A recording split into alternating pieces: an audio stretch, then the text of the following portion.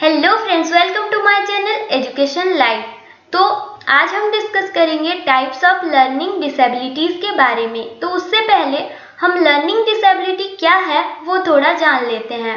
जो disabilities learning को hamper करता है, लर्निंग को इफेक्ट करता है बच्चे के, उसे हम क्या बोलेंगे? Learning disability. तो क्या क्या लर्निंग डिसेबिलिटी है, चलिए जानते हैं। पहला जो हम डिस्कस करेंगे वो है डिसकैल्कुलिया। ये एक स्पेसिफिक टाइप का लर्निंग डिसेबिलिटीज है जिसमें कि बच्चे को नंबर्स, मैथ्स, इसमें प्रॉब्लम होता है, कैलकुलेशन, ये सब बच्चे को समझ नहीं आता। नंबर्स रिलेटेड प्रॉब्लम्स उसको समझ नहीं आता। जिस बच्चे को डिसकैल्कुलिया की प्रॉब्लम है, आप अगर उस बच्चे को 1 + 1 भी दोगे तो उसका वो आंसर नहीं कर पाएगा। उसे वो प्लस को माइनस भी समझ सकता है, इनटू भी समझ सकता है, मतलब उसका विजुअल्स भी क्लियर नहीं होंगे नंबर्स रिलेटेड। तो डिसकैल्कुलिया किसके रिलेटेड है? कैलकुलेशंस, नंबर्स, मैथ के रिलेटेड है। इसे आप ऐसे भी समझ सकते हो और याद रख सकते हो, क्योंकि एग्जाम में ऐसे आता है कि डिसकैल्कुलिया किसके रिलेटेड एक लर्निंग डिसेबिलिटीज है, ये बताने को बोलता है। ओके, तो नेक्स्ट देखते हैं। नेक्स्ट है हमारा डिसग्राफिया। ये एक राइटिंग रिलेटेड प्रॉब्लम है। यहाँ पे बच्चे अपने थॉट्स को एक्सप्रेस नहीं कर पाते पेपर में ऑर्गेनाइज वे में। और राइटिंग एक फिजिकल एक्टिविटी के साथ भी एक मेंटल एक्टिविटी भी जोड़े रखता है, क्योंकि अगर आप मेंटली किसी चीज को, इंफॉर्मेशन को अंडरस्टैंड नहीं करोगे तो आप लिखोगे कैसे? तो बच्चे ये समझ नहीं पाते और लिख नहीं पाते। ओके, तो इसे हम क्या बोलते हैं? डिसग्राफिया। तो डिसग्राफिया ग्राफ्स के रिलेटेड है, राइटिंग्स के रिलेटेड है, तो इसे हम बोलते हैं डिसग्राफिया। नेक्स्ट देखते हैं। नेक्स्ट है डिसलेक्सिया। ये एक specific type of learning disability है जिसमें कि रीडिंग से रिलेटेड प्रॉब्लम्स होते हैं। बच्चे अच्छे से पढ़ नहीं पाते लेटर्स को, वर्ड्स को, और ना ही वर्ड्स के, फ्रेज के और पैराग्राफ के मीनिंग समझ पाते हैं। वो लेटर को और वर्ड को रिकॉग्नाइज ही नहीं कर पाते, इसीलिए वो पढ़ नहीं पाते कोई भी पैराग्राफ। और अगर वो पढ़ भी लें तो वो अंडरस्टैंड नहीं कर पाते उस पैराग्राफ को, मीनिंग को नहीं समझ पाते, और उनका रीडिंग स्पीड जो फ्लुएंसी होता है वो उसमें प्रॉब्लम फेस करते हैं। ओके, और जनरल वोकैबुलरी स्किल जो नॉर्मल बच्चे का होता है उससे बहुत ज़्यादा कम डिसलेक्सिया से पीड़ित बच्चों का होता है। ओके, तो ये बच्चे का लर्निंग को हैम्पर करता है। तो नेक्स्ट देखते हैं। तो नेक्स्ट जो डिसेबिलिटी है वो है डिस्प्रैक्सिया।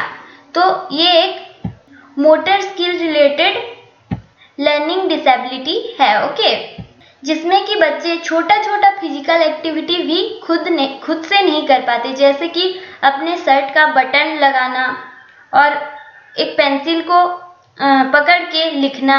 ये सब डिस्प्रैक्सिया से पीड़ित बच्चों के द्वारा नहीं हो सकता, क्योंकि उनका मोटर स्किल उतना डेवलप नहीं हुआ होता और वो खेलने कूदने में भी इतने एक्टिव नहीं रहते।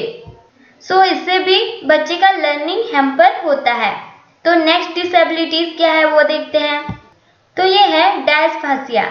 तो ये एक लर्निंग डिसेबिलिटीज है जो कि लैंग्वेज रिलेटेड प्रॉब्लम्स फेस करते हैं। इसमें बच्चे नॉर्मली बच्चे क्या करते हैं, जो मम्मी पापा और जो हमारे सोसाइटी में और जो हमारे फैमिली में बोला जाता है जो लैंग्वेज, वो जल्दी से सीख लेते हैं। लेकिन डिस्प्रैक्सिया जो एक डिसेबिलिटी है, वो अगर किसी बच्चे को होगा तो वो क्या करेगा? कोई भी लैंग्वेज को सीख नहीं पाएगा, वर्ड्स फॉर्मेशन नहीं कर पाएगा और उसका मीनिंग भी उसको समझ में नहीं आएगा। तो ये एक लैंग्वेज रिलेटेड प्रॉब्लम है जो कि है डिस्फेसिया। नेक्स्ट देखते हैं। तो ये दो टाइप के अदर डिसऑर्डर्स हैं जो कि लर्निंग को हैम्पर करते हैं। तो ये है पहला ADHD। तो इसका फुल फॉर्म क्या है? Attention deficit hyper activity disorder. इसे एक लर्निंग डिसेबिलिटीज में गिनती नहीं किया जाता, लेकिन ये लर्निंग को हैम्पर करता है किसी हद तक, क्योंकि ये अटेंशन रिलेटेड है कि बच्चे इस पे कोई भी चीज़ हो, कोई भी एक्टिविटी कर रहे हो, वो अच्छे से फोकस नहीं कर पाते, कंसंट्रेशन नहीं कर पाते, उनका माइंड भटकता रहता है और उनका जो कंसंट्रेशन है वो किसी एक जगह पे नहीं टिक सकता। वो किसी एक जगह पे ठीक से बैठ भी नहीं सकते, क्योंकि उनको है हाइपर एक्टिविटी डिसऑर्डर। तो ADHD है क्या है? अटेंशन रिलेटेड प्रॉब्लम, और जिसमें कि कंसंट्रेशन रिलेटेड प्रॉब्लम है। तो ये पढ़ाई के ऊपर तो जैसे ही प्रॉब्लम क्रिएट करेगा ही, इसीलिए मैंने ये डिसऑर्डर भी इसमें इंक्लूड किया है। नेक्स्ट है ऑटिज्म। ऑटिज्म क्या है? ये एक डेवलपमेंटल डिसऑर्डर है जिसमें कि बच्चे ठीक से कम्युनिकेट नहीं कर पाते और उनका बॉडी लैंग्वेज जैसे नॉर्मल बच्चों का होता है उनका वैसे नहीं होता। लर्निंग का बेसिक स्किल्स उनको पता नहीं होता, उसमें उनको प्रॉब्लम होता है। फ्रेंड्स बनाने के लिए, सोशलाइज होने के लिए उनको प्रॉब्लम होता है। किसी के साथ आई कांटेक्ट करने में भी उनको प्रॉब्लम होता है।